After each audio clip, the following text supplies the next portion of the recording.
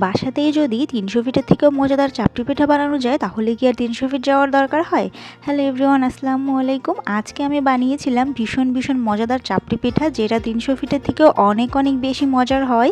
আমি কিন্তু এটা অনেক রাতের দিকে বানিয়েছিলাম। রাতের দিকে এটা বানালে বেশি মজা লাগে খেতে।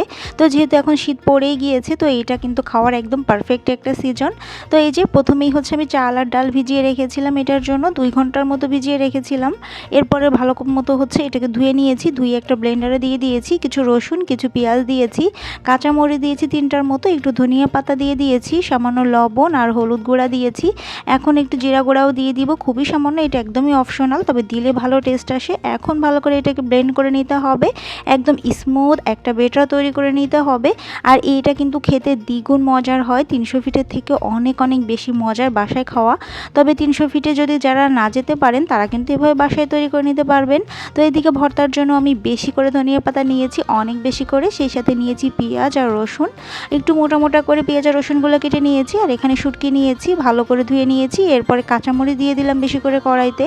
কাঁচামরিচ কিন্তু ভাজার সময় ফুটে আমার গায়ে আসছিলো, এই জন্য একটু সামান্য লবণ ছিটিয়ে দিয়েছি। তারপরেও দেখলাম কাজ হচ্ছিল না, পরে আমি দ্রুত এটা তুলে ফেলেছি। অনেক বেশি ভাজার প্রয়োজন নেই, নর্মালে হচ্ছে একটু মোটামুটি ভেজে নিলে এটা হয়ে যাবে। পেঁয়াজ আর রসুনগুলো একটু ভেজে নিব। পেঁয়াজ আর রসুনগুলোও কিন্তু বেশি ভাজতে হবে না, মোটামুটি একটু ভাজা হয়ে গেলেই তখন এটাকে তুলে নিতে হবে। তো এই যে এরকম একটু ভাজা হলে তখন আমি তুলে নিয়েছি। এরপর শুটকিগুলো দিয়ে একটু ভেজে নিয়েছি। শুটকিগুলো বেশি ভাজা হয়ে গিয়েছিল, অনেকেই শুটকিটা অল্প করে ভেজে তুলে নেন, তবে আমার কাছে শুটকিটা একটু বেশি ভাজলে ভালো হয়, মনে হয় শুটকির গন্ধটা বাজে স্মেলটা চলে যায়। তো এরপরে একটু ধনিয়া পাতাগুলোও দিয়ে দিলাম। ধনিয়া পাতার যে পানিটা থাকে ওইটা যেন শুকিয়ে যায়, তার জন্য ধনিয়া পাতাটা একটু নেড়ে যখন পানিটা শুকিয়ে যাবে তখন এটাকে তুলে নিচ্ছি। ভীষণ মজাদার একটা ভর্তা এটা হয়, আর ভর্তাটা এত বেশি মজার হয় যেটা আপনি ৩০০ ফিটে এত মজার ভর্তা পাবেন না। তো এই যে সবগুলো উপকরণ রেডি করে নিয়েছি, এখন এটাকে পাটায় বেটে নিয়েছিলাম। আর পাটায় বাটা ভর্তার তো টেস্ট সবসময় একটু অন্যরকম হয়, এটা ব্লেন্ডও করা যাবে, তবে আমি পাটায় বেটে নিয়েছি। পাটায় বাটলে বেশি টেস্টি হয় ভর্তাটা। তো এখন আগে হচ্ছে পেঁয়াজ রসুন সব কিছু বেটে নিয়েছি, এরপরে হচ্ছে ধনিয়া পাতাগুলো দিয়ে ভালো মতো করে বেটে নিলাম। আর এটা একদম ফিনিশিং না করলেও চলবে, একটু মোটামুটি করে বেটে নিলেই হবে।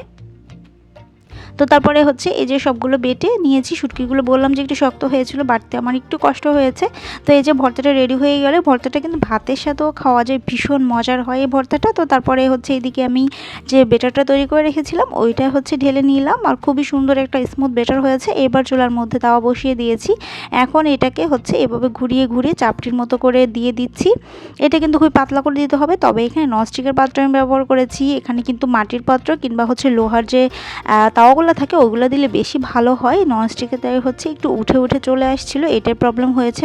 তাছাড়া কিন্তু সব কিছু খুবই সুন্দর হয়েছিল, খেতে এত বেশি মজাদার হয় যেটা ৩০০ ফিটে আপনি কখনোই পাবেন না। এটা অনেক মজার একটা খাবার, আর শীতকালে কিন্তু একদম পারফেক্ট সিজন এটা খাওয়ার জন্য। তো এই যে এটা কিন্তু খুবই মচমচা হয়েছিল, খেতে ক্রিস্পি হয়েছিল। তো সবগুলো হচ্ছে বানিয়ে নিয়েছিলাম আমি। যখনই আমি চুলা থেকে নামিয়ে নিই তখনই শেষ হয়ে যাচ্ছিল, এতটা মজার। এটা কিন্তু গরম খেতে হয়, একদম চুলা থেকে নামিয়ে সাথেই খেতে হবে, ঠান্ডা করা যাবে না একদমই। তো বললামই দিতে আমার একটু প্রবলেম হচ্ছিল, বারবার উঠে আসছিল ননস্টিকের তাওয়ার জন্য। তো আমার কিন্তু লোহার তাওয়া ছিল না, তার জন্য ননস্টিকে আমি বানিয়েছি। তো তারপরে হচ্ছে সবগুলো এভাবে বানিয়ে নিয়েছি। খেতে একটুও সময় লাগেনি, বানাতেই যে আমার সময় লেগেছে। আর আমার বাসার সবাই এত বেশি এটা পছন্দ করেছে। আমাকে তো জারিফের পাপা কমপ্লিমেন্টস দিয়েছে, সে বলেছে যে তুমি এটা নিয়ে বিজনেস শুরু করতে পারো, এতটা মজার নাকি সে কখনোই আগে খায়নি এতটা মজার চাপটি পিঠা। তো এই যে খাওয়া দাওয়া আমাদের শেষ, একদম বানানোর সাথে আমরা গরম খেয়ে নিয়েছিলাম। আর আমি কিন্তু সবার লাস্টে খেয়েছি যেহেতু আমি বানিয়েছি। তো এই যে ভীষণ লোভনীয় হয়েছিল খেতে। আপনারা কিন্তু চাইলে এভাবে বাসাতেই বানিয়ে নিতে পারবেন, যারা আমার মতো ৩০০ ফিট যেতে পারে না ব্যস্ততার জন্য, বা বাচ্চাদেরকে নিয়ে। আর শীতের টাইমে ৩০০ ফিটে কিন্তু রাতের দিকে বাচ্চাদের নিয়ে ওভাবে যাওয়া যায় না, বাসায় কিন্তু এভাবে বানিয়ে এনজয় করতে পারেন। তো কেমন লাগলো আজকের ভিডিওটা অবশ্যই কমেন্টসে জানাবেন। আর আপনাদের যদি লোভ লাগে তাহলে কিন্তু আমার দোষ নেই। সবাই ভালো থাকবেন, আল্লাহ হাফেজ।